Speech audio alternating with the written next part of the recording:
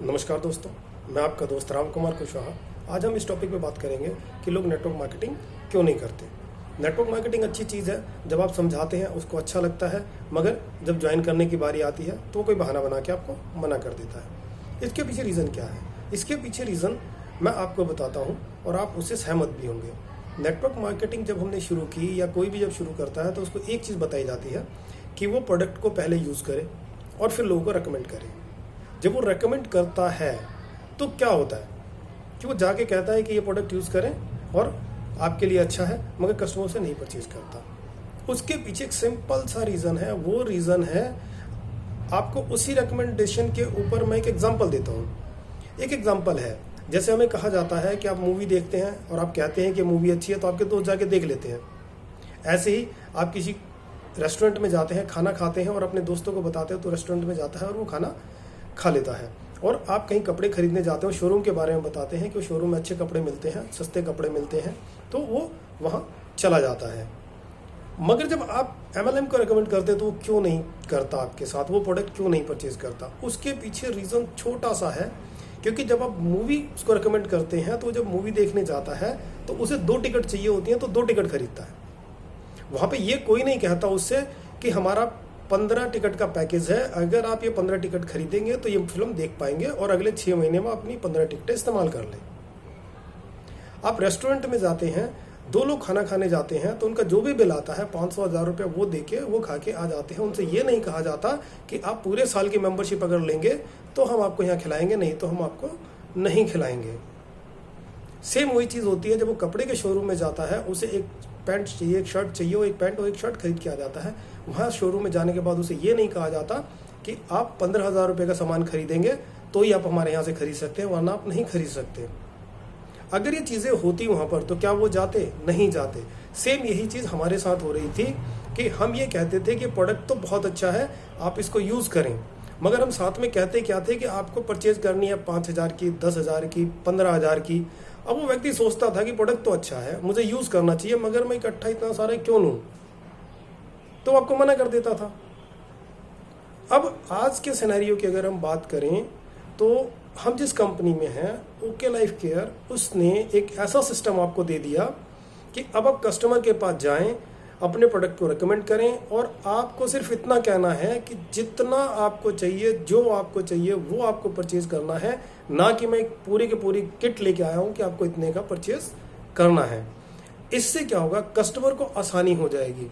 आप मत प्रेशर बनाइए। अगर वो कहता है कि मुझे 2 प्रोडक्ट चाहिए तो आप 2 ही दो। अगर वो कहता है मुझे 1 चाहिए तो आप 1 ही दो। आप दो, इस्तेमाल करने दो, अच्छा लगेगा और वो दोबारा आपसे परचेज करेगा। मेन फर्क नेटवर्क मार्केटिंग और ट्रेडिशनल मार्केटिंग में यही आता था कि वहाँ आदमी जाता था, अपनी मर्जी का प्रोडक्ट उठाता था, 1 उठाता था, 2 उठाता था और घर आ जाता था। वहाँ उसे कोई नहीं कहता था कि आपको इतने का खरीदना है। अब यहाँ पर हमने वही चीज़ इस कंपनी ने कर दी कि आपको उतने का ही खरीदना है, मत खरीदो ज़्यादा। नहीं है ज़रूरत किसी चीज़ की तो मत लो, पड़ी रहेगी घर में, कोई फ़ायदा नहीं होगा उसका। आपको जितना चाहिए उतना लो। अब होगा क्या कि यहाँ पर सब एक दूसरे को बोलेंगे कि ये प्रोडक्ट अच्छा है, आप इस्तेमाल कर लो। अब लोग इस्तेमाल करेंगे क्योंकि उसे आज़ादी है प्रोडक्ट चुनने की, अमाउंट चुनने की और जितना चाहे उतना लाने की। अगर उसको बांधेंगे तो वो नहीं बंधता। इसी वजह से लोग नेटवर्क मार्केटिंग से घबराते थे, क्योंकि होता क्या था, अगर किसी के महीने में खर्चा 20 या 25,000 रुपये का है और आप जाके एक काम कहते हो कि यार 5,000 के प्रोडक्ट बस और खरीद ले। अब उस 5,000 के लिए वो सोचने लगता है कि ये पैसा कहाँ से आएगा। अगर वो कहीं से अरेंज करता तो उसे वापस भी करना पड़ेगा और क्या पता वो कमाएगा नहीं कमाएगा। कमाना नहीं कमाना वो तो बात की बात है ना।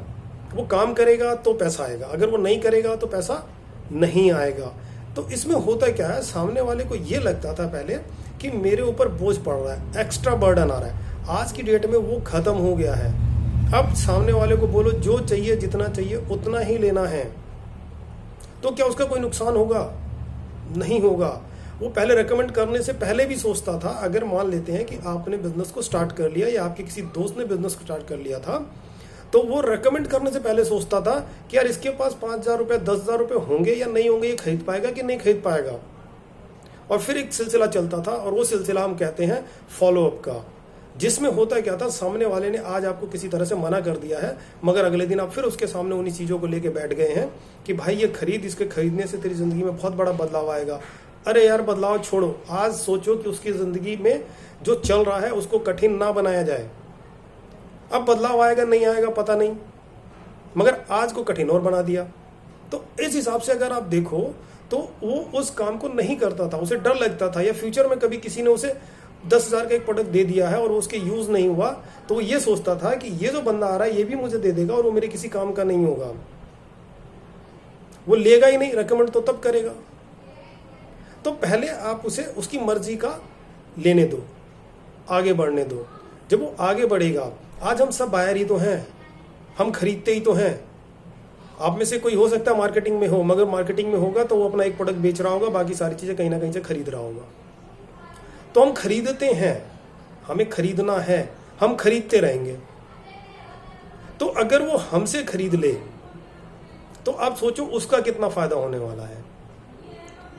या जो नया व्यक्ति इस वीडियो को देख रहा है वो सोचे कि अगर सिर्फ खरीदने से और पैसा आता हो तो ये अपने आप में एक बड़ी चीज़ है। हम जाते थे लोगों को जोड़ना है, लोगों को तैयार करना है, लोग तैयार ही नहीं होते तो लोग जुड़ते ही नहीं थे।